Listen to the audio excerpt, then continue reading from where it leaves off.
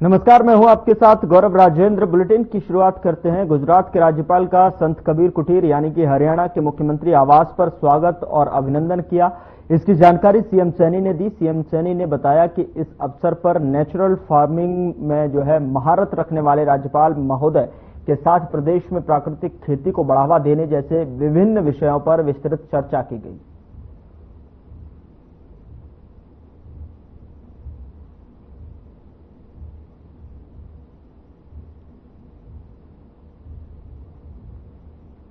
हरियाणा में 5 मई को कैबिनेट की बैठक होगी। बता दें कि दोपहर 2 बजे कैबिनेट बैठक चंडीगढ़ के सिविल सचिवालय में होगी।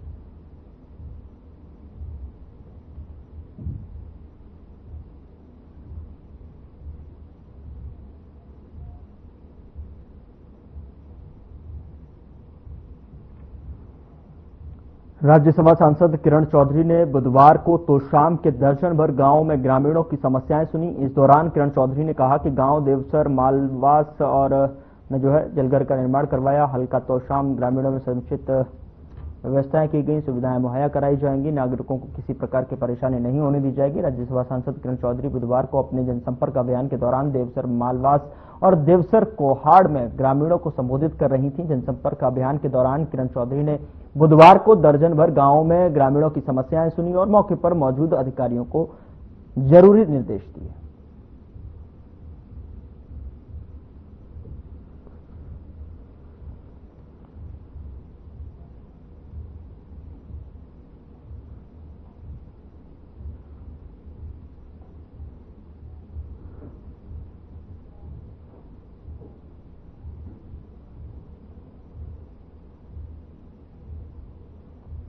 करोड़ों रुपए की लागत से सांसद किरण चौधरी ने जन समस्याएं भी सुनी हैं और दर्जन भर गांवों में ये समस्याएं सुनी गई। यहां पर आपको बता दें कि करोड़ों रुपए की सौगात थी।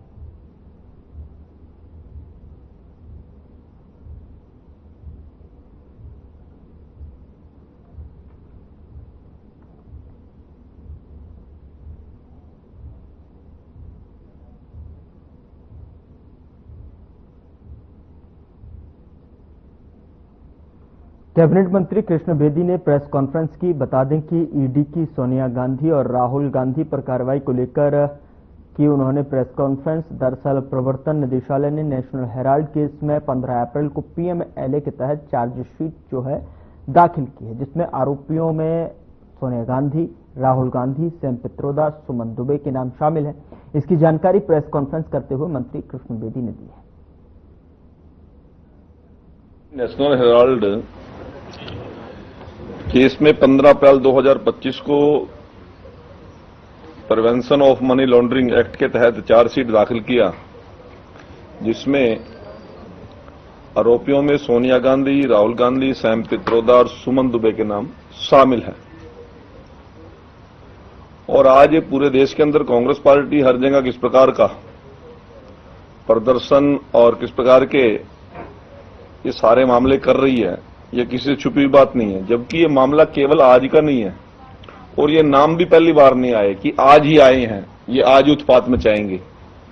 इस सारे नेशनल हेराल्ड केस के मामले में बहुत लंबी चौड़ी स्टोरी है और लंबी चौड़ी स्टोरी में नारनौल की दादा देवराज धर्मशाला में विभिन्न खाप पंचायत और सामाजिक संगठनों की एक बैठक हुई, जिसमें बीजेपी के राज्यसभा सांसद सुभाष बराला पहुंचे और मुख्य अतिथि के तौर पर पहुंचे। सांसद सुभाष बराला ने सामाजिक संगठनों और खाप पंचायतों के सदस्यों को उचाना में मनाई जा रही धन्ना भगत की जयंती को लेकर निमंत्रण दिया। आपको बता दें कि सांसद सुभाष बराला ने कहा कि नारनौल की दादा देवराज धर्मशाला में खाप पंचायत और सामाजिक संगठनों की बैठक हुई और उसमें 20 अप्रैल को उचाना में मनाई जा रही संत शिरोमणि धन्ना भगत की जयंती को लेकर जो कि सरकारी स्तर पर जयंती मनाई जा रही है, उसी का निमंत्रण देने के लिए मैं आज यहां आया था।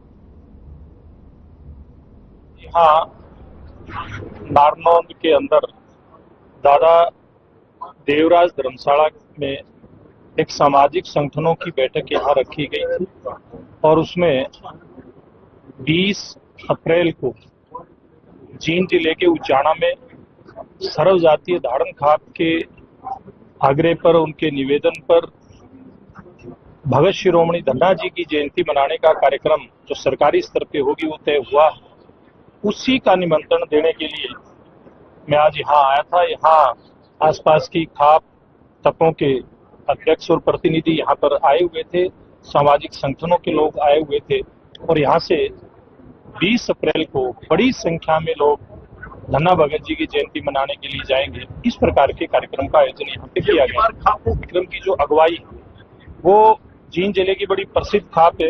हमारे हरियाणा प्रदेश के पूर्व में प्रदेश अध्यक्ष रहे और राज्यसभा सांसद भाई सुभाष बराला जी यहाँ पर पहुंचे हैं। अपने खापों के एक सामाजिक कार्यक्रम के लिए जो हुचाना के चबूतरे पर किया जाएगा और महिला खाप नेता सतरोल खाप के नाते मुझे भी यहाँ पर आमंत्रित किया गया और हम काफी संख्या में महिलाएं यहाँ से भी जाएंगे, पुरुष भी जाएंगे।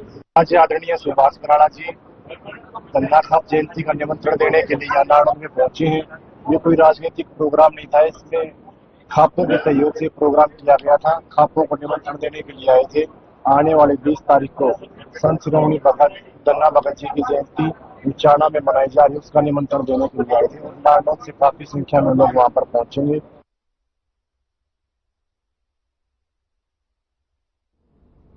कैबिनेट मंत्री रणवीर गंगवा ने बयान जारी करते हुए कहा कि हिसार एयरपोर्ट से हरियाणा का विकास होगा, युवाओं को रोजगार मिलेंगे और एयर कनेक्टिविटी होने से और अधिक युवाओं को रोजगार मिलेंगे। 3000 एकड़ भूमि पर हिसार में ही जो है IMT बनाया जाएगा और वहीं कांग्रेस को घेरते हुए कहा कि कांग्रेस अलग अलग गुटों में बटी हुई है, इस मुद्दे पर भी जो है एक नहीं है। सांसद जयप्रकाश बार बार कहते हैं कि एरोड्रम बना दिया है, अब वह इस्तीफा कब दे रहे हैं। प्रधानमंत्री जी का, जिन्होंने संविधान निर्माता बाबा साहेब भीमराव अम्बेडकर जी के जन्मदिन के शुभ अवसर पर हरियाणा को एक बड़ा तोहफा देने का काम किया है। पहला एयरपोर्ट जो हिसार के अंदर बनकर के तैयार हुआ है, जहां से उड़ान शुरू करने का काम किया। निश्चित रूप से इससे एक डेवलपमेंट हरियाणा प्रदेश की होगी और युवाओं को नए रोजगार मिलेंगे, रोजगार के संसाधन उपलब्ध होंगे और एयर कनेक्टिविटी हमारी और अच्छी हो गई है। पहले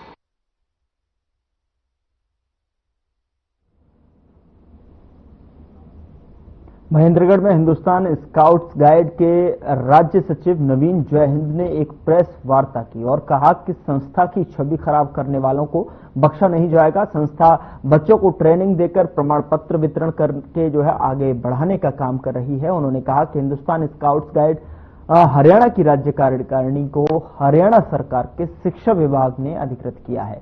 बता दें कि शिक्षा अधिकारियों को स्काउट गाइड में सहयोग देने के निर्देश दिए गए हैं। फर्जी न्यूज बनाकर संस्था की छवि खराब करने वालों के खिलाफ शिक्षा अधिकारी और पुलिस अधीक्षक और से जो है मिलकर शिकायत की गई। साथ ही विभागीय कार्रवाई और FIR दर्ज करने की भी मांग की गई।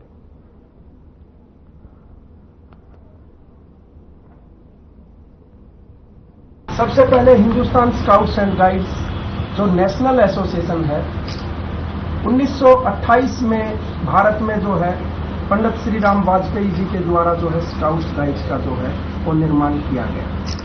2013 के अंदर जो है भारत सरकार के द्वारा जो है वो इसको पूर्ण रूप से मान्यता प्रदान जो है की गई, जिसके नेशनल प्रेसिडेंट श्रीमान Purushottam Rupala ji, national chief commissioner IS SK Nanda ji और IPS अनिल प्रथम जी और मैं Naveen Jaihind, national headquarter commissioner.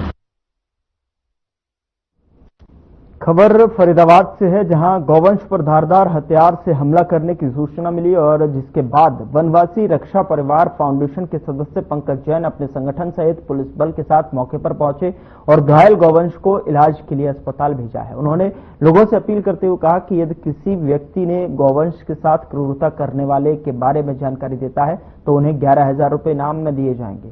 स्थानीय पुलिस रमेश चंद ने कहा कि दोषियों पर कड़ी कार्रवाई की जाएगी।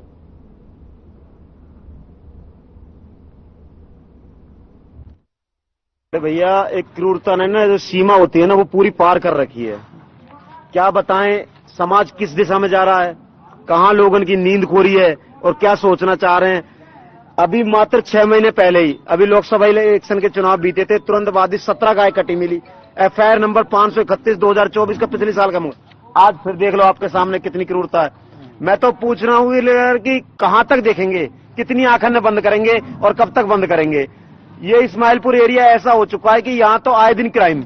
यहाँ पर बड़े विधायक, बड़े बड़े मंत्री, बड़े बड़े पार्षद, सरपंच, एमएलए, मंत्री, यहाँ से हमने संसद भवन तक भेज रखे हैं। बड़ी बड़ी गाड़ियां हैं, बड़े बड़े बंगले हैं, बड़े बड़े एसी घर में लग रहे हैं, लेकिन गौ माता के लिए 3 घंटे से यहाँ पर एम्बुलेंस नहीं पैदा हो पाई। ध्यान रखना, सख्त कार्रवाई की जाएगी और शीघ्र ही आरोपियों को, जो भी आरोपी जिसने ये काम किया है, उनको शीघ्र ही गिरफ्तार किया जाएगा। और इस बारे में इन भाइयों का सहयोग लेते हुए हम इसमें पूरी कार्रवाई कर रहे हैं और तुरंत इसमें एम्बुलेंस बुलवा के भाई ने कर दिया, हमने कॉल एम्बुलेंस का आते ही इनको तुरंत प्राथमिक उपचार के लिए भेजा जाएगा।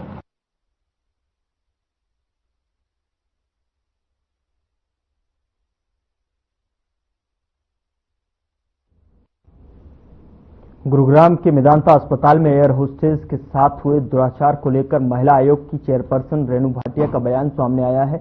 उन्होंने कहा कि इतने बड़े अस्पताल में इस तरह की वारदात होना अस्पताल की सुरक्षा पर प्रश्न चिन्ह लगाता है। उन्होंने पुलिस कमिश्नर से बात की और सीसीटीवी कैमरे चेक करने के लिए भी कहा गया। उन्होंने कहा कि वह पुलिस से संपर्क कर खुद भी पीड़िता से मुलाकात करेंगे।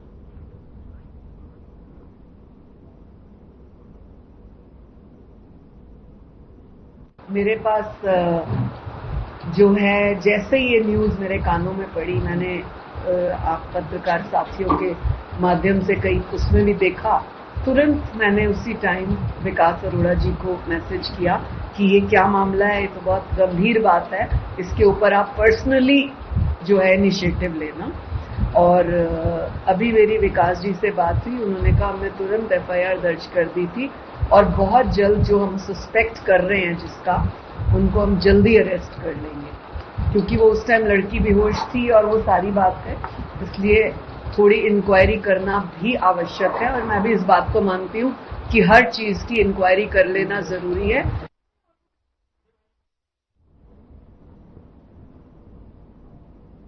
भिवानी से खबर है, जहां पर एक रवीना नाम की लड़की ने अपने यूट्यूबर प्रेमी के मिलकर जो है अपने पति की गला घोंटकर हत्या कर दी, जिसके बाद रात के अंधेरे में शव को ठिकाने लगा दिया।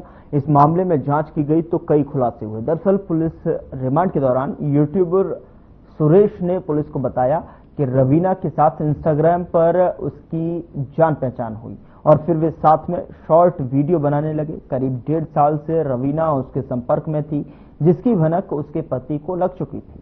हत्या के दिन रवीना के घर पर ही उसके पति प्रवीण ने दोनों को आपत्तिजनक स्थिति में देख लिया था, जिसके बाद पत्नी ने अपने प्रेमी के साथ मिलकर उसकी हत्या कर दी और करीब 6 किलोमीटर दूर विनोद रोड ड्रेन में ले जाकर शव को ठिकाने लगा दिया।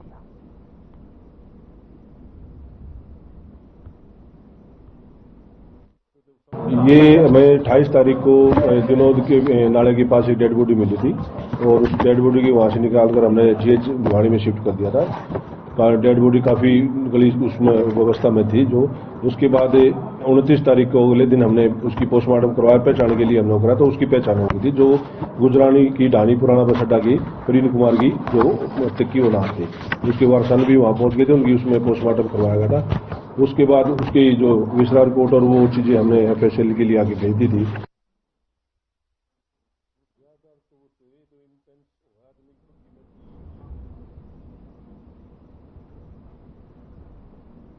फरीदाबाद में सफीदों के एसडीएम पुलकित मल्होत्रा की पत्नी ने उन पर जो है आरोप लगाया है। इस बात की जानकारी आज हरियाणा महिला आयोग की चेयरपर्सन रेणु भाटिया ने फरीदाबाद के सेक्टर 12 में जनसुनवाई के बाद पत्रकारों से बातचीत करते हुए दी।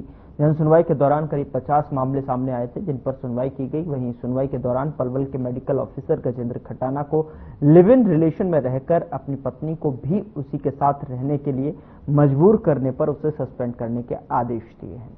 वहीं उन्होंने कहा कि वह लगातार महिलाओं को न्याय दिलाने के लिए भरसक प्रयास कर रही हैं।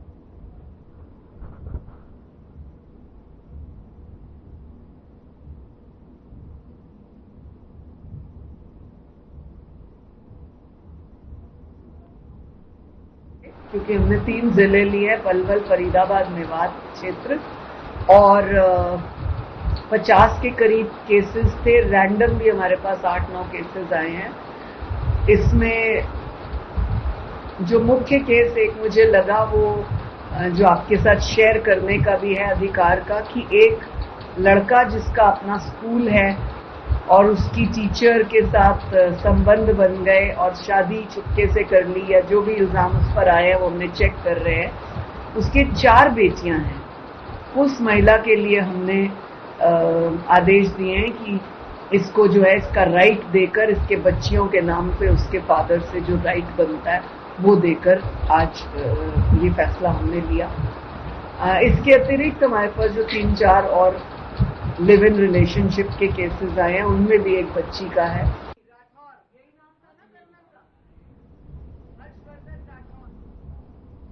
महेंद्रगढ़ नगरपालिका में डीएमसी आनंद शर्मा ने अधिकारियों संग बैठक की। बैठक के दौरान उन्होंने अधिकारियों को विकास कार्य को लेकर जरूरी दिशा निर्देश दिए हैं, जिसके बाद वह शहर में प्रस्तावित विकास कार्यों की साइट देखने पहुंचे। वहां उन्होंने लोगों को विश्वास दिलाया कि शहर में जल्द ही विकास कार्य शुरू हो जाएंगे। इस दौरान उनके साथ नगरपालिका महेंद्रगढ़ के चेयरमैन रमेश सैनी और अधिकारी मौजूद रहे।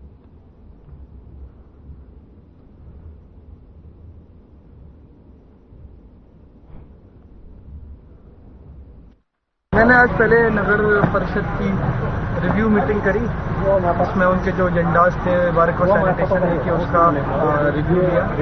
साथ ही साथ कुछ साइट विजिट करी हमने कम्युनिटी हॉल्स की, और हमारा नाला बन रहे 11 अट्टा बाजार और भी एक साइटें विजिट की।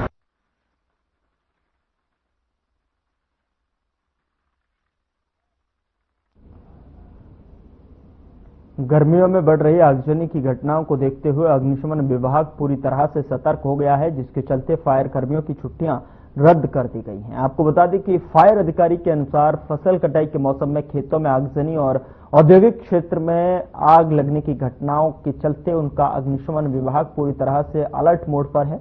जिले के 6 फायर स्टेशनों के तहत आग बुझाने वाली 28 दमकल की गाड़ियां 24 घंटे तैयार हैं। उनके अनुसार अग्निशमन सप्ताह के तहत जागरूकता कार्यक्रम किए जा रहे हैं ताकि लोग जागरूक हों और आगजनी की घटनाओं से बचा जा सके।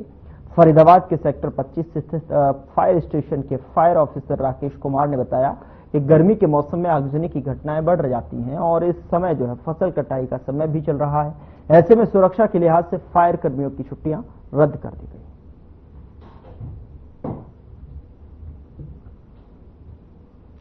ये हमारा जो गर्मियों का सीजन चलता है, इसमें अग्नि की घटनाएं बहुत ज्यादा घटती है, इसलिए हमने यहाँ अग्नि का फसल की कटाई को ध्यान में रखते हुए, गर्मी का सीजन को ध्यान में रखते हुए तो सभी कर्मचारियों की हमें छुट्टियां रद्द कर रखी है। 24 घंटा स्टाफ तैनात कर दिया गया है।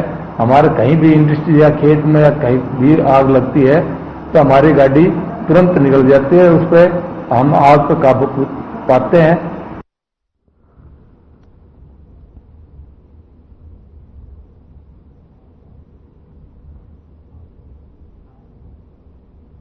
कालावाली में मार्केटिंग बॉर्डर से जेडीए राहुल मित्तल की अगुवाई में छापेमार कार्रवाई की गई। आपको बता दें कि बताया जा रहा है कि करीब 10 फर्मों की ओर से गेहूं और सरसों का स्टॉक किया हुआ था, जिस पर विभाग की टीम ने सभी फर्मों से 21,01,000 रुपए समाचार लिखे जाने तक फीस भरवाई और विभाग की ओर से जांच का काम जारी था।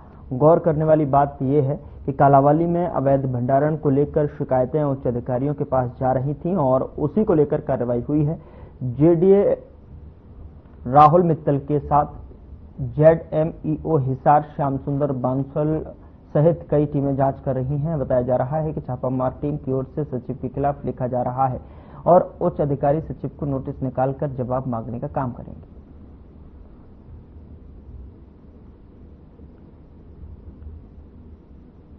कुछ सरसों के गोडाउन भी बताए जा रहे हैं कि सरसों के गोडाउन है, वहां पर भी कुछ कार्रवाई हुई है इस तरह की। ऐसे जी सरसों के कुछ संज्ञान में जो हमारे आए हैं तो वहां पर भी हमने जुर्माना लगाया है, मार्केट फीस भी बुलाई है और पेनल्टी भी लगाई। भविष्य में अधिकारियों के लिए, व्यापारियों के लिए क्या कहना चाहेंगे सर? मैं तो यही कहना चाहूंगा कि हमें प्रॉपर तरीके से काम करना चाहिए।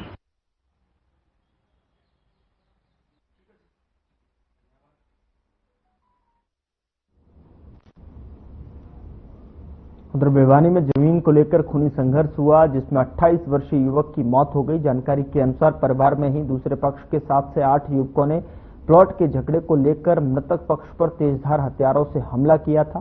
फिलहाल शव को पोस्टमार्टम के लिए अस्पताल भेज दिया गया है और पुलिस मामले की जांच कर रही है।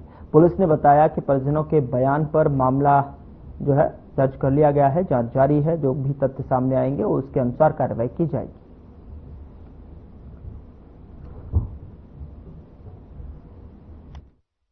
इसमें जो राकेश सन ऑफ धर्मवीर सिंह था, उनकी डेथ हो चुकी है और उनकी मदर को चोट लगी है और उनके ताऊ जी को भी अच्छी चोट लगी है। वो किसी प्लाट पे लेके उनका छोटा मोटा झगड़ा था, पर ये नहीं पता था ये प्लाट का झगड़ा इतना बड़ा रूप ले लेगा। वे पहले से प्लानिंग बनाए हुए थे मारने की और उन्होंने उस पर पहले तो घर गए बता रहे हैं, घर जाके उन्होंने हमला किया। फिर वो गया खेत में उनके साथ इनका झगड़ा हुआ है, उन्होंने चोट मारी धारदार हथियार से। जो चोट इतनी गहरी है कि उनमें से राकेश की तो डेथ ही होगी। तो मारने वाले गांव के, मारने वाले पड़ोस में ही उन्हीं के, उनका पड़ोस में ही है, पास में ही है। कितने लोगों ने हमला किया? ये मेरे हिसाब से है 7 से 8 लोग हैं। ये भाई एक प्लाट पे था वैसे, लेकिन वो खेत में जा रहे थे, प्लाट था खेत में, तो वहीं झगड़ा हुआ था। कोई कुटे काटे वैसे गढ़ रहे थे मतलब, तो वहीं झगड़ा हुआ था। दूसरी पार्टी ना आकर न वहीं मारे उनका। पहला वो घर न गए, घर न नहीं मिले, फिर उन्हें छेड़खानी करी उन्हें, फिर वो खेत में आए, उन्हें मारपीट हुई, फिर वो पार्टी मार करना। तो हमला करने वाले कौन थे, उनके हाथ में किस प्रकार के हथियार थे, कहाँ पर चोट मारी थी?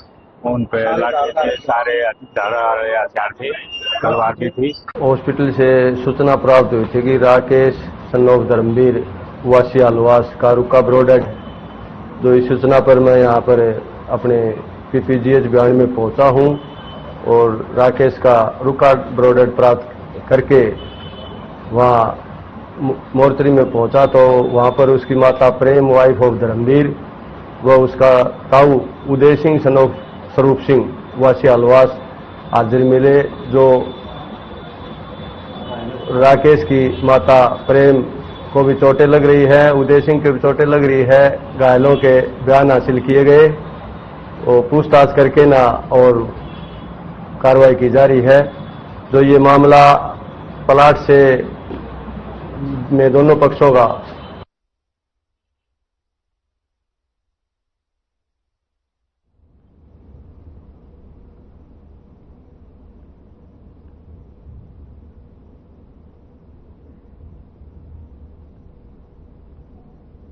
फरीदाबाद स्थित संजय कॉलोनी की गली नंबर 40 में घर के सदस्य भतीजे ने चोरी की वारदात को अंजाम दे डाला, जिसमें सोने के जेवरात और नकदी चुरा ली गई। किराएदारों के अनुसार मकान मालिक का भतीजा अपने दोस्तों के साथ घर में आया था, जिसके बाद पीड़ित परिवार ने भतीजे से संपर्क करने की कोशिश की तो वह गायब पाया गया, जिसके बाद उनका शक पुख्ता हो गया, जिसकी सूचना जो है उन्होंने पुलिस को दी। फिलहाल आरोपी फरार बताया जा रहा है।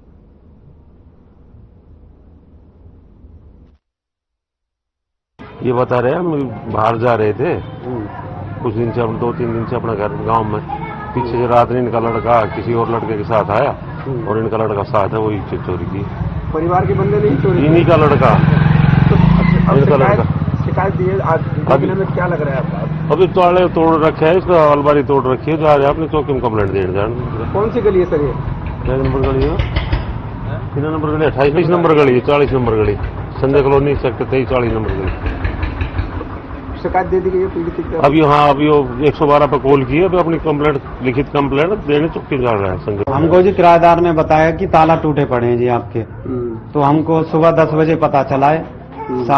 जो कि किराएदार हमारे घर में रहते थे, उन्होंने कॉल करी कि हमारे पास कि आपके ताले टूट रहे हैं और आपके अंदर कमरे का भी ताला टूटा हुआ है, ऐसे ऐसे जल्दी आ जाओ यहाँ पे।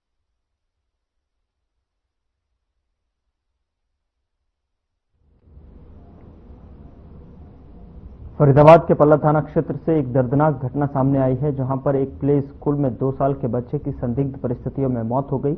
यह मामला पल्ला क्षेत्र के दीपावली एनक्लेव का है, जहां पर रहने वाले लक्ष्मण सिंह नामक व्यक्ति के बेटे नीतीश सिंह की बेटे शनिवार की जो है उनकी मौत हो गई। परिवार ने बताया कि नीतीश को कुछ दिन पहले ही एक आर्मी प्ले स्कूल में दाखिल कराया गया था। बच्चे के पिता ने बताया कि उन्होंने सुबह 8 बजे अपने बेटे को पूरी तरह स्वस्थ हालत में स्कूल छोड़ा था। दोपहर में स्कूल से फोन आया कि बच्ची की तबीयत अचानक बिगड़ गई है और उसे अस्पताल ले जाया जा रहा है। डॉक्टरों ने चेकअप के बाद में उसे सिविल अस्पताल रेफर कर दिया। सिविल अस्पताल पहुंचने पर डॉक्टरों ने बच्चे को मृत घोषित कर दिया। बता दें कि वहीं प्ले स्कूल चलाने वाली पूनम कुमारी ने बताया कि दोपहर करीब 12 बजे स्कूल की आया ने बच्चे को परिवार की ओर से दिया गया दलिया खिलाया था। पति पत्नी नौकरी करते हैं और उसके 2 बच्चे हैं, एक बेटी है एक बेटा। बेटा 2 साल का है, बेटी 5 साल की है। तो नौकरी पे जाने से पहले बच्चे को वो स्कूल में प्ले स्कूल में छोड़ के आते। तो 12 तारीख को भी छोड़ के आए थे वहां पर। तो जब उनके पास 2 बजे फोन आया कि बच्चा उठ नहीं रहा है, तबियत खराब है, आप आसपास अस्पताल सेक्टर 35 में आ जाइए। उसके बाद फिर फोन आया कि हम बीके ले गए हैं बच्चे को। तो वो बीके पहुंचे जहां पर बच्चा मृत मिला और परिवार ने। फिलहाल बुलेटिन में इतना ही। नमस्कार।